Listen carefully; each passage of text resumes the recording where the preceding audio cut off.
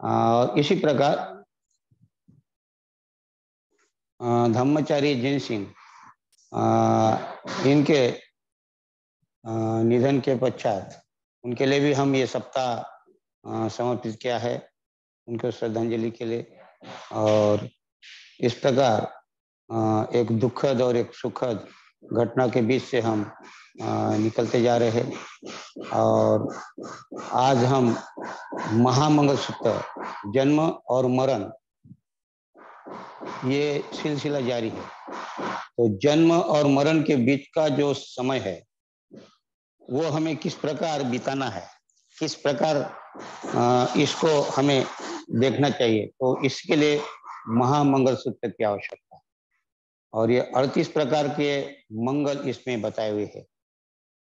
38 प्रकार के मंगल वो आपको, हम सबको निर्वाण तक पहुंचा देते हैं। इतनी उसमें ताकत है। और हम देखा है, पहला मंगल देखने की कोशिश की है, असेवनाच बालानं पंडितानंच सेवना पूजाच पूजनीयान एतं मंगलम उत्तमं। और इस पर हमने देखा असेवन अर्थात ग्रहण नहीं करना, उस अज्ञान, जो अज्ञानी है उनके संगत में नहीं रहना, अर्थात उनकी जो बातें हैं ग्रहण नहीं करना है। और पंडितों के सहवास में रहना, पंडित वर्ग में पंडित की परिभाषा की गई है। और अब उसके बाद में कहा है कि पूजा च पूजनीय, अर्थात जो हमारे आदरणीय है, पूजनीय है, उनकी पूजा करना, ये श्रेष्ठ मंगल है। 3 प्रकार के मंगल हमने पहली गाथा में देखे। आज हम देखेंगे पति रूप देश व सोच पुब्बे च कत पुण्यता अत समापनिधि च एतं मंगल मुत्तम। अर्थात यहाँ कहा है कि अनुकूल स्थानों में निवास करना, सन्मार्ग पर अपने आप को लगाना और अपना आत्म परीक्षण करना, ये श्रेष्ठ मंगल है। तो आज हम देखने वाले पति रूप देश वासोच पुब्बे च कत पुण्यता। पुब्बे च पहले, कत पुण्यता, कत माने करना, पुण्य का संचय करना, पुण्य का संग्रह करना, कुशल बातों का संग्रह करना।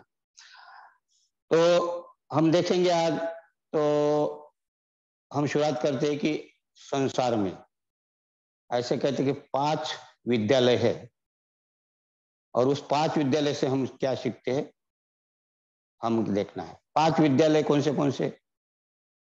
जैसा ही बालक पैदा होता है, बच्चा जन्म लेता है, तो पहला विद्यापीठ शुरू होता है, और पहला विद्यापीठ है घर परिवार।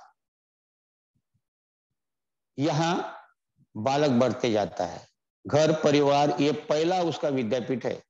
उसको बोलना सिखाते हैं, चलना सिखाते हैं, बैठना सिखाते हैं, उठना सिखाते हैं। और इसमें ये बालक धीरे धीरे पहली विद्यापीठ की जो सीढ़ी है चढ़ना शुरू कर देता है। उसको सब कुछ आता है। यहाँ घर परिवार के लोग बहुत अच्छा सिखाते हैं उनको। फिर उनके फूफा या आत्या हो, या मामा मामी हो, या चाचा चाची हो, इस प्रकार के उनको घर परिवार में उनको सिखाते रहते। तो क्या कहते हैं, बोलना सिखाते हैं, चलना सिखाते हैं, बैठना सिखाते, उठना सिखाते। उसके साथ साथ एक बात और भी सिखाते हैं उनके साथ, और वो बात है कि उनको कोई खिलौना देते हैं, फिर खिलौना देकर उसको लालच निर्माण हो जाती है, लोभ निर्माण हो जाता है। फिर उसके हाथ का खिलौना खींचते हैं तो उसको क्रोध निर्माण होता है, उसको द्वेष निर्माण होता है। इस प्रकार घर परिवार में हम उनको छोटी छोटी खिलौने से लेकर, कुछ बातों के लेकर, ये तेरा मामा है, ये तेरे, इसके साथ कैसा व्यवहार करना है, ये तेरी फूफा है, आत्या है, ये तेरी पिताजी है, ये तेरे, इस प्रकार का हम उसको उसके अंदर बताते कि अपना, उसको पहली पाठशाला इतनी मजबूत होती है कि उसको सब समझ में आ जाता है, किसका द्वेष करना, किसका नहीं करना, किसकी लालच करना। तो द्वेष और लोभ हम शुरुआती उसको पहली पाठशाला में सिखा देते हैं। दूसरा विद्यापीठ है उसका, दूसरी पाठशाला है, वो है समाज। फिर समाज में आता है, बड़ा हो जाता है, बड़ा होने के बाद में शिक्षा के लिए जाता है, लेकिन समाज में उठता बैठता है, समाज के लोग उनको कहते हैं। परिवार से लेकर वो समाज में जाता है, तो समाज के उसको नियम कायदे सीखना पड़ता है। समाज में कैसा करना चाहिए, क्या करना चाहिए। हम देखते हैं समाज में बहुत सारी बातें होती है। समाज के विरुद्ध अगर कोई गया तो उसको दंड होता है, सजा होती है, और उनके खिलाफ जा ही नहीं सकते। समाज के कुछ नियम होते हैं, अपने एक एक समाज का नियम होता है, और ऐसे तो कई समाज है भारत में, एक समाज नहीं है। तो दूसरी विद्यापीठ जो है वो समाज में सीखता है कैसा व्यवहार करना चाहिए। अगर मान लीजिए कभी उसको किसी लड़की से प्यार हो गया, तो वो अगर लड़की को लेकर जाता है तो समाज वाले बैठक करते हैं, उसने अच्छा काम नहीं किया, उसके ऊपर दंड करो, वो कहाँ से, किसने क्या किया, लड़की कहाँ की है, लड़का कहाँ का है, समाज का है तो भी, नहीं है तो भी उनको दंड घोषित करना पड़ा। इस प्रकार के समाज के बहुत सारे नियम है, उसके हिसाब से चलना पड़ता है। और ये विद्यापीठ समाज के बाहर नहीं जाता है, क्योंकि पहले समाज को महत्व देता है। तीसरा विद्यापीठ है शिक्षा। शिक्षा अर्थात ये दूसरा विद्यापीठ होना चाहिए, लेकिन मैंने तीसरे नंबर पर इसलिए रखा हूं। तीसरे नंबर पर समाज है, लेकिन तीसरे नंबर पर शिक्षा। ये शिक्षा बड़ी महत्वपूर्ण होती है। बालक जब परिवार विद्यापीठ से बाहर निकलता है तो उसको स्कूल में डाला जाता है, स्कूल में जाता है और स्कूल में सीखता है वो।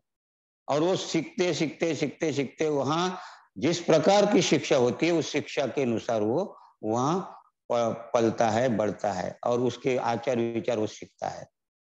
फिर उसको कौन सी शिक्षा दी जाती है, वो शिक्षक कौन सी शिक्षा देता है, जाकर कहीं भी जाकर वो किसी भगवान के ऊपर ले जाता है, किसी ईश्वर के ऊपर ले जाता है। और इस शिक्षा में कौन से पाठ भी जो रहते हैं कि वो आपको ईश्वरवाद सिखाने की तरफ ले जाने वाले। तो उसके शिक्षा में बचपन से परिवार पाठशाला से निकला तो उस शिक्षा विभाग में वो सारा ईश्वर को मानना, आत्मा को मानना, कर्मकांड मानना, इसकी पूजा करना, उसकी पूजा करना, उसके जहन में, उसके दिमाग में वो भर जाता है और वो निकलना मुश्किल हो जाता है, क्योंकि शिक्षा में वो चीज है। अभी अभी आपने सुना होगा, ये जो कर्नाटका है, केरल केरल केरल या कर्नाटका की बात है, मुझे ऐसा लगता है कि वहां सावरकर का पाठ वहां सिखाया जाए, वो 8वीं के किताब में डाल दिया गया और सावरकर को बहुत ऊंचा स्थान दे दिया। सावरकर, वीर सावरकर करके, और वो वहां 8वीं के कक्षा में उसका पाठ पढ़ाया जा रहा और उसको भगवान का दर्जा मिल रहा। ऐसा कहते हैं कि वो चिड़िया से जो जब वहां जो उसको कारागार में था ब्रिटिश के समय, तो वो कारागार से एक चिड़िया आती थी घन अंधेरे में, घन अर्थात जहां चींटी नहीं घुसती, अंधेरा ही अंधेरा है, उसको सजा हुई थी, वहां से चींटी तक नहीं जाती। वहां कहते एक पक्षी आता था और उस पक्षी के ऊपर बैठकर वो अपने देश में आता था, फिर वापस जाता था। इस प्रकार की शिक्षा उसमें दी गई है। अब इससे पता लगा सकते हैं हम कि सावरकर, वीर सावरकर को एक भगवान का रूप दिया है। महात्मा गांधी को भी इतना नहीं दिया है, वीर सावरकर को इतना बड़ा रूप दिया गया। तो ये शिक्षा एक उदाहरण के तौर पर, तो बचपन से शिक्षा के लिए पहली से लेकर जहां तक है उसको धीरे धीरे धीरे धीरे उसका ब्रेन में वो बातें डाली जाती है कि ईश्वर को मानना है, देवी देवताओं की पूजा करना है। तो ये जो पाठ है यहाँ बहुत खतरनाक है शिक्षा। आपको ये शिक्षा में आपको राम की कहानी सिखाई जाएगी, आपको कृष्ण की कहानी सिखाई जाएगी, बुद्ध की कहानी नहीं सिखाई जाएगी। बाबा साहब आम्बेडकर की कहानी नहीं सिखाई जाएगी। हाँ, झलकारी जो एक वीरांगना हुई उसकी कहानी नहीं सिखाई जाएगी। सावित्री फुले जिन्होंने शिक्षा का विकास करने के लिए अपना सारा कुछ प्रण में लगा दिया था। हाँ, नहीं तो शिक्षा ही नहीं होती। उनकी उनकी कहानी नहीं, उनको नहीं बताएंगे। तो क्या बताएंगे? जो चमत्कार पर आधारित है, जो अंधकार में ले जाने वाले, जो पाप की ओर ले जाने वाले, उसको पुण्य समझाकर बचपन से वो शिक्षा दी जाती है।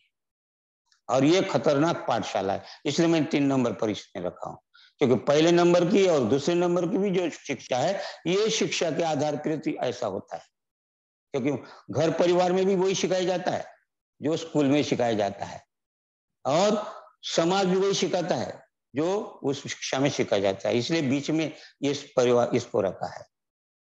और चौथी जो पाठशाला है, चौथा जो विद्यापीठ है, वो है राजनीति। फिर उसको राजनीतिज्ञ बनाया जाता है, राजनीति कैसे खेलना चाहिए इस पाठशाला में, वो राजनीति। अब राजनीति का अर्थ क्या होता है हम देखना चाहिए। तो कोई छोटे मोटे घर से परिवार से राजनीति सीखा जाता है, बेटा ऐसा करना चाहिए, बेटा ये नहीं करना चाहिए, बेटी ये करना चाहिए, ये नहीं करना है। घर से हम राजनीति शुरू करते। हाँ, उनको फिर वो समाज में जाता है, समाज के लिए वो कुर्सी के लिए फिर वो राजनीति खेलता है वहां कि मुझे अध्यक्ष पद मिलना चाहिए, मुझे कुर्सी मिलना चाहिए, और फिर वहां से निकलकर वो राजनेता की तरफ जाता है। तो ये राजनीति इतनी खतरनाक है कि वो शब्द राजनीति है, लेकिन आज वो विद्यापीठ में इसलिए कह रहा हूं कि राजनीति का अर्थ ही नहीं समझे। कि राज माने जो राज्य होता है, उस समय जो राज्य था बुद्ध के समय में, और वो राज्य कैसा हो, नीति पर आधारित हो। जो नीति पर आधारित है उसको राजनीति कहा गया था, लेकिन इसका आज उसका गलत असर हो गया और राजनीति एक प्रकार का राजकारण हो गया। और राजकारण सही शब्द था, लेकिन उसमें राजनीति शब्द डाला गया। और हर इसमें राजनीति, किसी को अगर नीचा दिखाना है, किसी को अगर ऊंचा दिखाना है, तो राजनीति का कार्य शुरू रहता है। और यहाँ फिर हम देखते हैं राजनीति में जितना झूठ बोल सकते उतना झूठ बोल सकते आप, क्योंकि यहाँ आपको कोई पाबंदी नहीं, जितना आश्वासन देना है आपको आश्वासन दे सकते। अच्छे दिन आएंगे और हम अच्छे।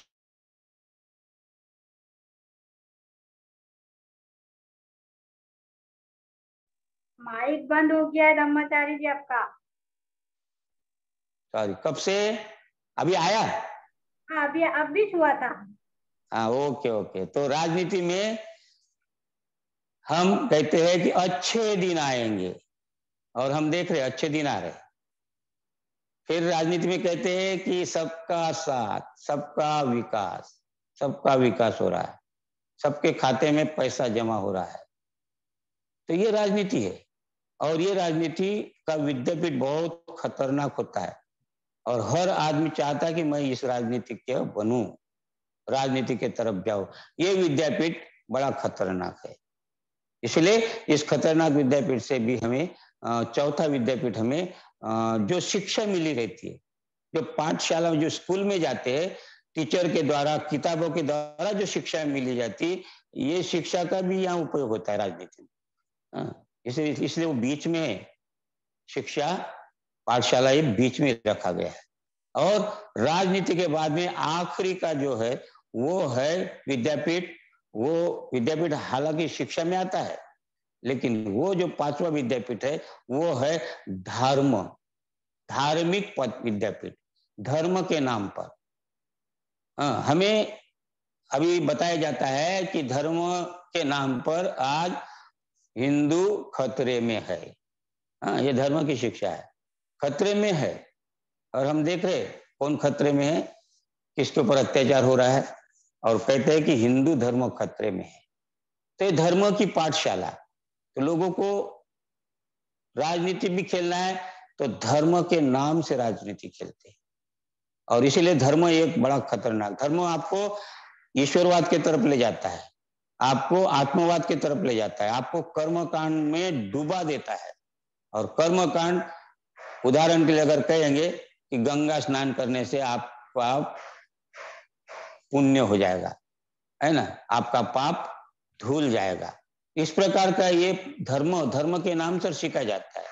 धर्म के नाम से बलि देना सिखाया जाता है। बलि, अगर आप बलि दोगे तो आप धार्मिक है। तो बहुत से लोग देवी माता के नाम से, किसी मरी माता के नाम से, किसी देवी देवता के नाम से बलि देते हैं, और बलि देकर वहां किसी बकरे की, किसी मुर्गे की, कभी सुअर की ऐसी बलि दे चढ़ाकर उसका मांस खाते हैं, और वो कहते हैं कि बलि धर्म का काम किया है। इस प्रकार की शिक्षा दी जाती है। इतना ही नहीं, बलि के नाम से मनुष्य की भी बलि दी जाती है। अगर किसी घर में धन नहीं, ऐसा बताते हैं कि धन नहीं आ रहा है, तुम्हारे बड़े बच्चे की बेटी हो या बेटा की बलि देना पड़ेगा, तब आपके घर में धन आ जाएगा, या आपके बच्चे बैठ जाएंगे, जो भी करना है। इस प्रकार की ये विद्यापीठ बड़ा खतरनाक है। धर्म के नाम से लूट है। अगर धर्म के नाम से अगर देखा जाए तो सही मायने से ये चारों बातें है ना, ये चारों विद्यापीठ से भी खतरनाक विद्यापीठ ये है। कौन सा? धर्म विद्यापीठ। और यहाँ आदमी लूटा जाता है, पैसे से बर्बाद हो जाता है। कर्जा करके वो अपने त्योहार लगाता है, त्योहार मनाता है, और उनको मालूम है कि हम पैसा नहीं तो भी धर्म के नाम से, उनको त्योहार के नाम से वो कर्जा लेगा। और कर्जा कहाँ से लेगा? तो वो पूंजीवादी से लेगा। फिर वो सामान खरीदेगा, फिर वो एक त्योहार का पैसा नहीं ऐसा चुकता नहीं करते तो दूसरा त्योहार आता है, फिर उधार उठाएगा, फिर वो अपना उसमें अपना उधारी में देते देते देते फिर तीसरा त्योहार आता है। ऐसे साल भर जो त्योहार आते हैं वो कर्जा में डूबा रहता है और ऊपर उठता ही नहीं, और इसीलिए उनको खेती बेचनी पड़ती है, आत्महत्या करनी पड़ती है। ये धर्म के नाम पर सब होता है। इतने कर्मकांड लगा दिए हैं, इतने नीच नीच तक लोगों को, एक वर्ग को खुश होने के लिए बाकी लोगों को इतने ढकेल दिया है मौत के खाई में। लेकिन हमें पता नहीं चलता, हमें अच्छा लगता है। क्यों अच्छा लगता है? नहीं नहीं, धर्म के नाम से कोई नहीं बोलना चाहिए, नहीं नहीं, उस देवी का अपमान नहीं करना चाहिए, उस देवता का अपमान नहीं करना चाहिए। और आज देखे हम तो मंदिर में अगर देखते हैं तो कोरोना के काल में कोई भी देवी देवता किसी के भी काम में नहीं आए, बल्कि मंदिरों को बंद रखना पड़ा। मंदिरों में मना कर दिया था जाने के लिए। अगर वहां भगवान है तो उन्होंने बचाना चाहिए ना, संकट आया तो, लेकिन कोई नहीं। तो वहां फिर सवर्णों ने, ब्राह्मणों ने, जो पुजारी थे, उन्होंने एक ऑपरेशन लगाया, हमारा धंधा बंद हो गया, हमें 10,000 रुपए कम से कम पेंशन दिया जाए, क्योंकि हमारा धंधा नहीं चल रहा है। अर्थात हमें समझ में आया कि मंदिर में भी धंधा होता है। लेकिन उनकी गलती नहीं, धर्म की गलती नहीं है, हम लोगों की गलती है। 5वां विद्यापीठ है, हम लोगों की गलती होती है। मैं तो कहता हूं कि अफसोस मुझे इस बात का नहीं कि धर्म के नाम पर धंधा हो रहा है, अफसोस तो इस बात का है कि आज का पढ़ा लिखा भी अंधा हो रहा है। मुझे इस बात का अफसोस नहीं कि धर्म के नाम पर चंदा हो रहा है, मुझे अफसोस इस बात का है कि आज कल का पढ़ा लिखा भी कर्मकांड से गंदा हो रहा है। और ये विद्यापीठ खतरनाक है।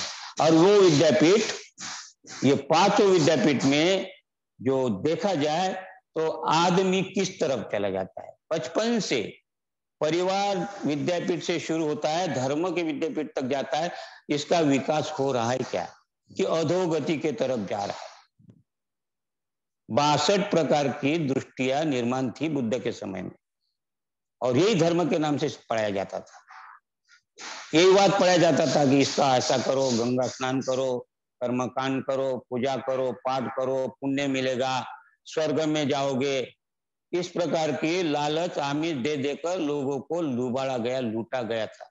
और यही लूट बुद्ध के समय हो रही थी। तो 62 लोगों का प्रतिकार करने के लिए बुद्ध को कितना मशक्कत करनी पड़ी, कितने उनको दिमाग मतलब प्रज्ञा का उपयोग करना पड़ा था। बिना कारण कोई किसी के विरुद्ध नहीं होता, बिना कारण कोई किसी के विरुद्ध नहीं होता। और रही जाति, तो जाति से कोई अशुद्ध नहीं होता। अरे कुछ कुछ तो कमियां रह गई होंगी इन धर्मों में, वरना महलों का राजकुमार कभी बुद्ध नहीं होता। और ऐसे बुद्ध को वहां आना पड़ा। और अभी हम देखते हैं बुद्ध जाने के बाद भी अभी इस भारत में बाबा साहब आ गए। बाबा साहब ने यही कहा, 22 प्रतिज्ञा देकर हमें इस धर्म विद्यापीठ से बाहर निकलने के लिए कहा। लेकिन आज भी हम, चलो हम पूजा पाठ नहीं करते, किसी ब्राह्मणों के हाथ से पूजा नहीं करवाते, उनको बुलाते नहीं, लेकिन क्या आज भी हम वो पुरोहितवाद हमारे अंदर है? अगर है तो हम उसी विद्यापीठ में, धर्म के विद्यापीठ में, अगर आज भी हम परित्राण के नाम से कोई शांति हो घर में, कोई सुख आ जाए, इस नाम से अगर हम करते, हमारा उद्देश्य अगर कुछ ना कुछ आत्मा की शांति या कुछ ना कुछ घर में सुख समिधा आए, इस प्रकार का अगर करते तो हम भी उस विद्यापीठ के ही शिकार है। और इसलिए 5 विद्यापीठ है, बड़े खतरनाक है। और इसलिए बुद्ध ने महामंगल सूत्र के द्वारा कहा है, क्या कहा है? पति रूप वासोत्र, पति रूप वासोत्र। पति रूप माने क्या? तो पति रूप ये शब्द बड़ा मस्त, बहुत ही महत्वपूर्ण है। पति रूप का अर्थ होता है योग्य, अच्छा, अच्छा, अच्छे से अच्छा, योग्य से योग्य। रूप ये शब्द 2 शब्द से बना है, प्रतिरूप। रूप माने जो हम जो भी वस्तुएं देखते संसार में, उसको रूप कहा गया। फिर पत्थर हो या कुछ भी हो, या आदमी हो, कोई भी हो, रूप माने शरीर, आकार। तो जिसको मिला है उसको रूप कहा गया। पति माने अच्छा, अच्छा रूप माने अच्छा, पति रूप माने अच्छा रूप माने अच्छा। क्या अच्छा? तो अभी देखो वासोच, वासोच माने वास करना, निवास करना, रहना। पति रूप वासोच, तो अच्छे जगह में रहना। तो इसको क्या कहते हैं? अनुकूल स्थान में रहना। अनुकूल, अच्छा माने अनुकूल। तो रूपति रूप वासोच, अच्छा कुल में रहना, मतलब अनुकूल निवास कहाँ करना है? अनुकूल जहाँ स्थान है, अनुकूल जहाँ वातावरण है, अच्छा वातावरण है, ऐसे जगह में रहना, ऐसा बुद्ध कहते हैं। तो अनुकूल स्थान कहाँ हो सकता है? तो अभी हमने जो 5 पाठशाला देखे या विद्यापीठ देखे, तो ये हमारे लिए अनुकूल स्थान है क्या? हम परिवार में उनको, बच्चों को लालच सिखाते, द्वेष सिखाते, चिड़चिड़ापन सिखाते, हाँ, वो वहां से सीना झपटी करना सीख जाता है बचपन से ही। तो ये अनुकूल स्थान है क्या? फिर हम समाज में भी देखते, कुर्सी दौड़ होती है, वहां अध्यक्ष पद चाहिए, सचिव चाहिए, पैसा चाहिए, मान चाहिए, सम्मान चाहिए। तो ये अनुकूल स्थान है क्या? शिक्षा, जो शिक्षा दी जाती है, शिक्षा के नाम पर विज्ञान को भी पीछे छोड़ देती है शिक्षा, वहां भी ये अनुकूल स्थान है क्या? और राजकारण, राजनीति में तो बहुत ही गंदा वातावरण देखते हैं हम लोग, अच्छे अच्छे लोग वहां धराशायी हो जाते हैं। और फिर धर्म के नाम से तो हम देखे ही है, तो धर्म विद्यापीठ तो सबसे खतरनाक विद्यापीठ है।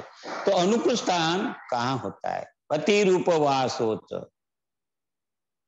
अब पुण्य के आपको पुण्य का संचय करना है, पुण्य का संग्रह करना है, तो ऐसे स्थान में आपको वास करना है। तो स्थान कौन सा है? बहुत ही सुंदर बुद्ध ये गाथा में कहते हैं कि अगर आप अनुकूल स्थान में वास किए तो अनुकूल स्थान अपने को बनाना पड़ेगा। अगर आप घर में ध्यान करने बैठे, ध्यान करने बैठते हैं ना, और फिर ध्यान करने बैठे, पत्नी उधर से जोर से एक आधा उनके हाथ से बर्तन छूट जाता है और फिर छनन आवाज आता है। फिर हम कहते हैं अरे यार, तेरे को अभी तो ऐसा करना था क्या? गए तुम्हारा ध्यान, आपका ध्यान किधर गया? उधर गया। आपने सोचा ही नहीं कि वहां ऐसा हो सकता है, गिर सकता है, जानबूझकर तो नहीं गिरा होगा। लेकिन हम वहां देखा जाए तो अनुकूल स्थान हमारे लिए नहीं है, नहीं क्या? तो अनुकूल स्थान के लिए बुद्ध कहते, बहुत ही सुंदर एक गाथा आपके सामने रखता हूं। अनुकूल स्थान क्या है? धम्मपद में बुद्ध बहुत ही सुंदर एक गाथा रखते, सच्चे लभेत, क्या कहते? सच्चे लभेत निपकं सहायं। चार शब्द इसमें, सच्चे लभेत निपकं सहायं। सच्चे, सच्चे शब्द देखना, सच्चे का अर्थ यहाँ थोड़ा सा सच कहा तो सत्य हो जाता है, ये सिंपल शब्द है। सच्चे, चे च के ऊपर एक ई की मात्रा, चे, सच्चे। सच्चे माने सत्य नहीं होता है, सच्चे माने होता है यदि, अगर।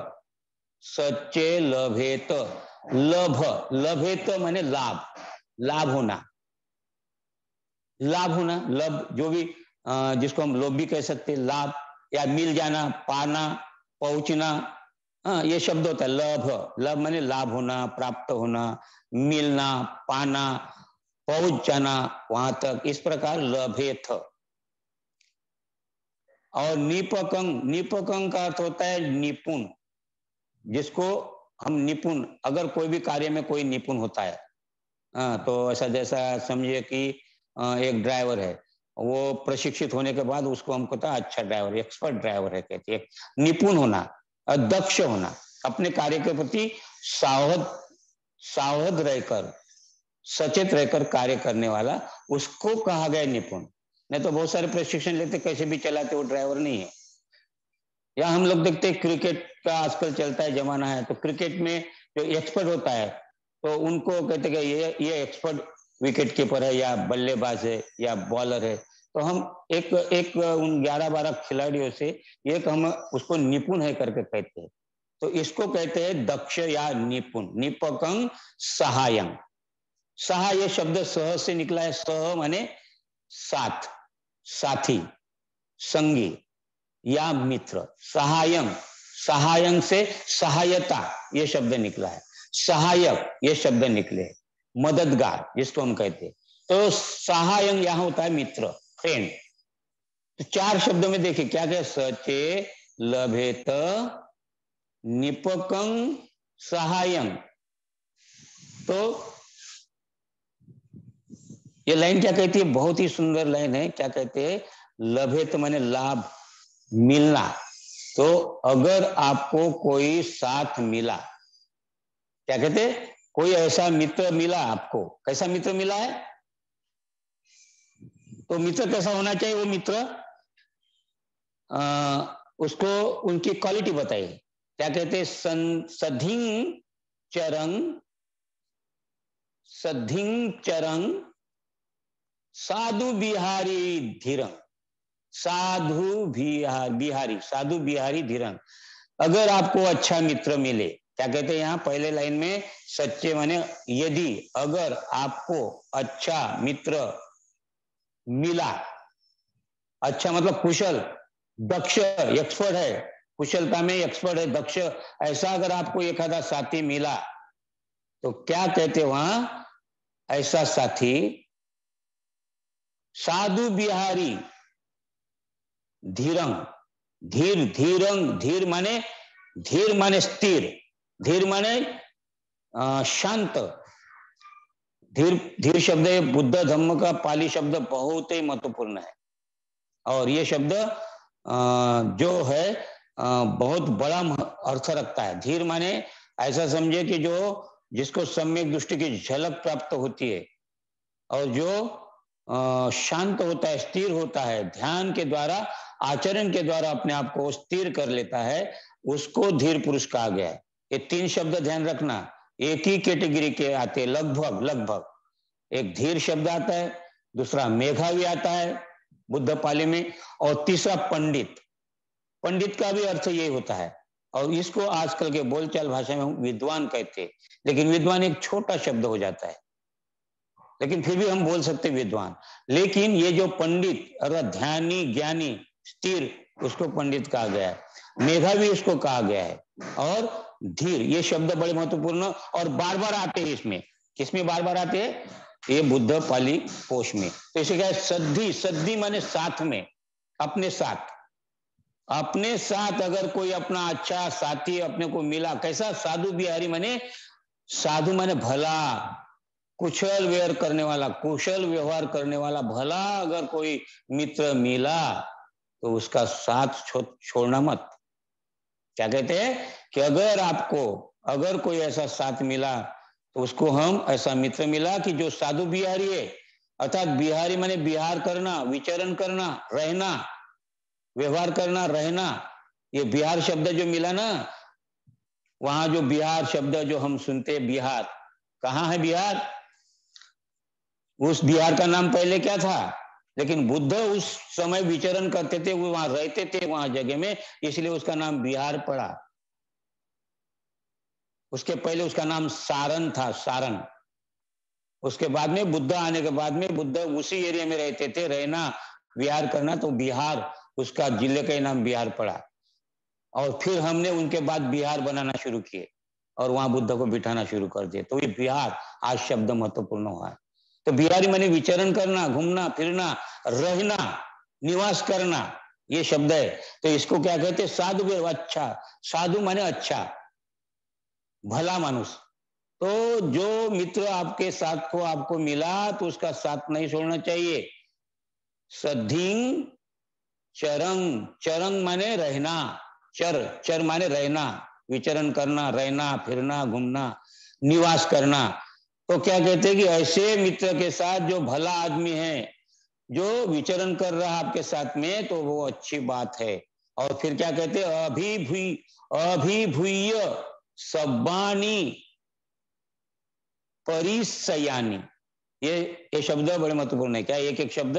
अभिभूय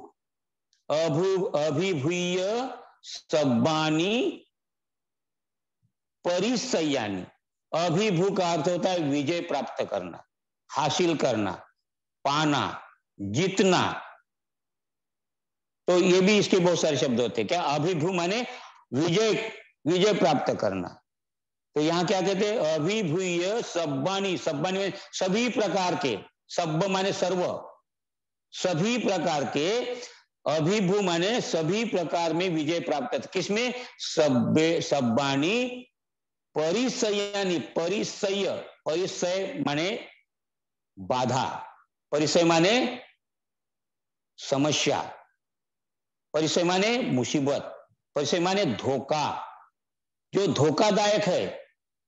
तो ऐसी सभी प्रकार की जितनी भी मुसीबतें हैं, उसके ऊपर आप मात कर सकते हैं अगर आपको अच्छा भला अगर मित्र मिलता है, तो उसका साथ में अगर रहते हैं, तो आपके आने वाले जो संकट है या मुसीबत है, उसमें आप मात करके आप विजय प्राप्त कर सकते हैं, बुद्ध कहते हैं।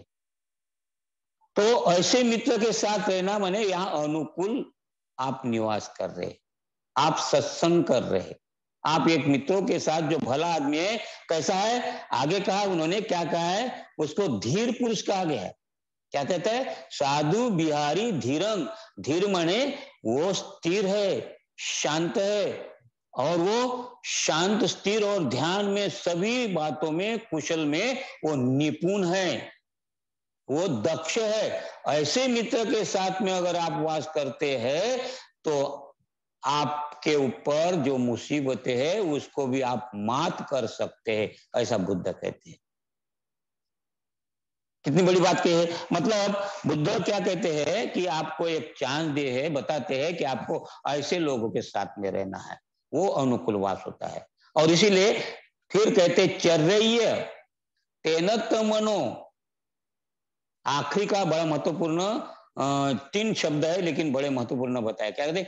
चर्य, चर्य तेनत मनो, चर्य तेरत मनो, तेनत, तेनत मनो सतीमा। तो क्या कहते? 3 शब्द है, लेकिन क्या है? बड़े महत्व। तेनत मनो माने प्रसन्नता पूर्वक मन, जो मन प्रसन्न होता है, तो प्रसन्न चित्त, इसको क्या कहते? प्रसन्न चित्त। और सतीमा, सतीमा माने स्मृति पूर्वक, जागृति पूर्वक। सती, सती माने जागृति, सतीमा माने जागृति पूर्वक।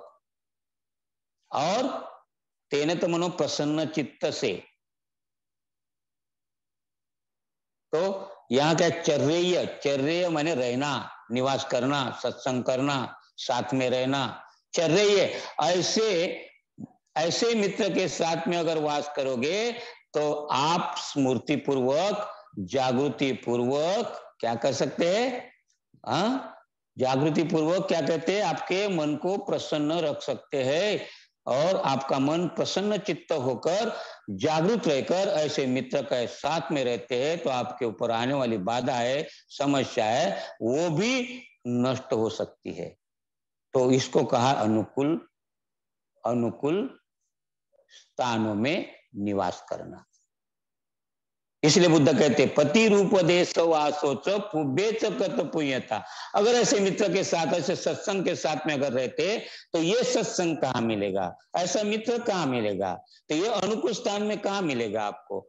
तो ये अनुकूल स्थान आपके घर में भी निर्माण कर सकते हैं, लेकिन उसके लिए आपको पहले ये पाठशाला, वो पाठशाला जो 5 बताई, वो 5 विद्यापीठ बताए वो नहीं, तो आपको अनुकूल स्थान में आपको शिविर में जाना पड़ेगा।